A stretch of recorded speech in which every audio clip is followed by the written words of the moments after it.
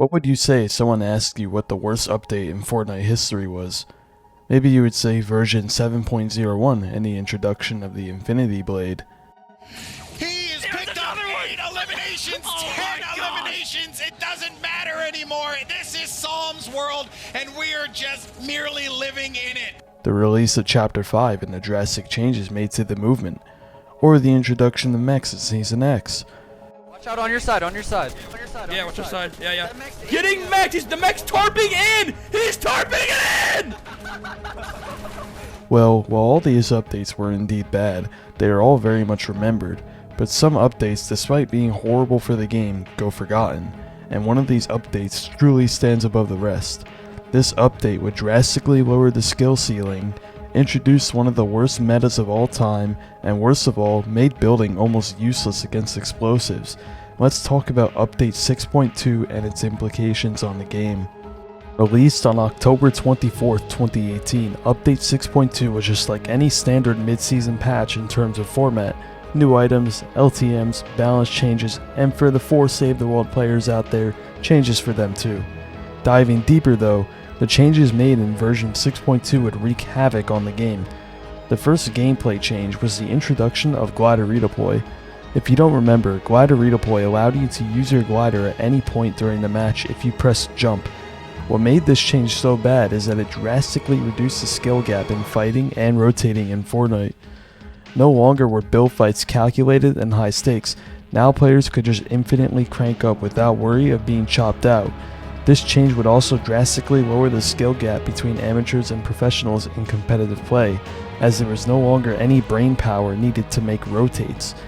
You could simply just build up and glide full speed into zone. Despite this, many pros at the time enjoyed redeploy, but a few including Chap in 72 Hours very much hated it.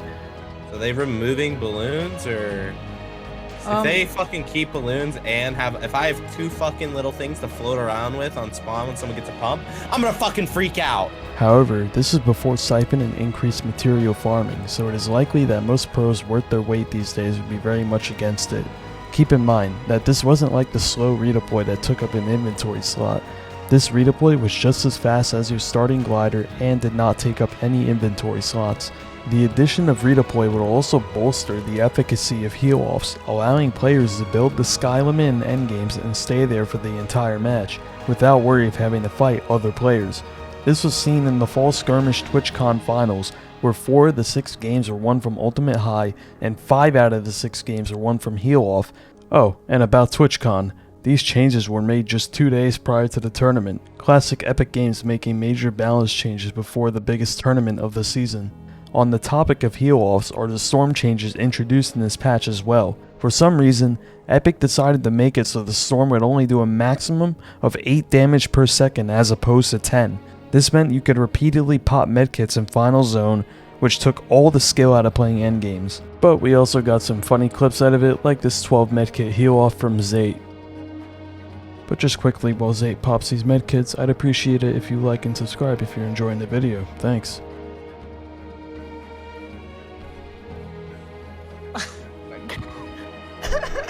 There's no 3 people alive. Dude, I bet one of the guys had 3 medkits. I bet it. And you're still gonna beat him.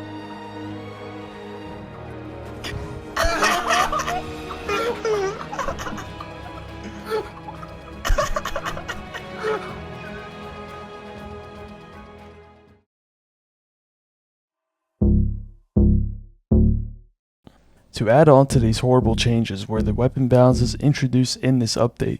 First were the changes made to existing drop rates. Stink bombs, which were and to this day still are one of the most hated weapons in the game, had their drop rate doubled. Explosives also had their overall drop rate increased, with grenade launchers seeing a slight decrease but RPGs having their drop rates increased.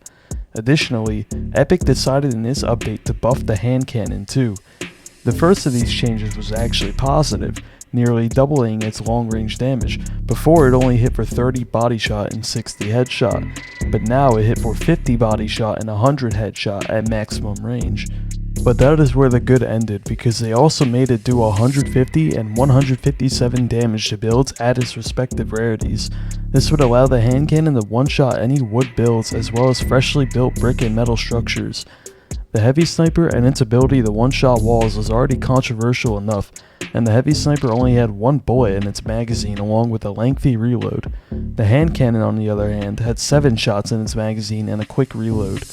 This, along with the aforementioned changes, would create one of the most frustrating metas of all time to play, where players weren't punished for mindlessly building the height, and the hand cannon's 150 structure damage was abused to replace walls and sneak rockets into boxes. Alright, bro.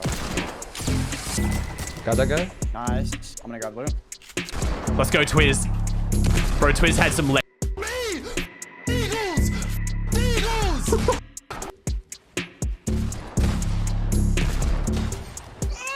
Those walls and such. For the most part, I never really win them. However, when I use a Deagle, you can kind of like take people by surprise and usually win their wall for an easy edit kill. Oh, and it's pretty easy. All you're gonna do right before the RPG hits your target's builds, all you're gonna do is quickly Deagle it, and Though if that didn't reduce the skill gap enough, Epic just a week later made what was probably the single most controversial change up to that point. In patch 6.21, Epic would sneakily add in a change to all explosives that allowed them to deal 25% of their damage through structures. This meant that you didn't even have to combo the Deagle with rockets anymore. You could just shoot rockets at people's walls and still deal damage. Splash damage. Splash damage. Splash damage.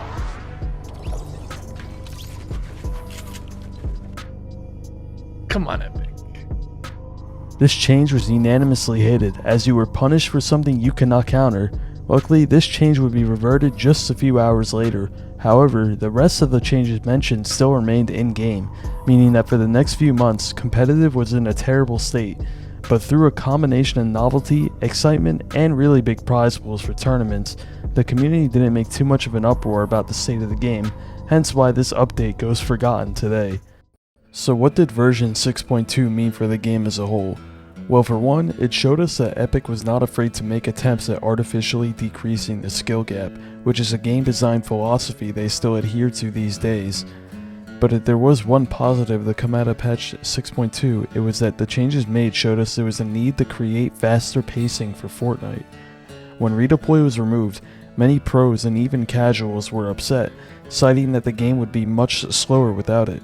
And while Redeploy did increase the pace of gameplay, it wasn't the right way to go about it.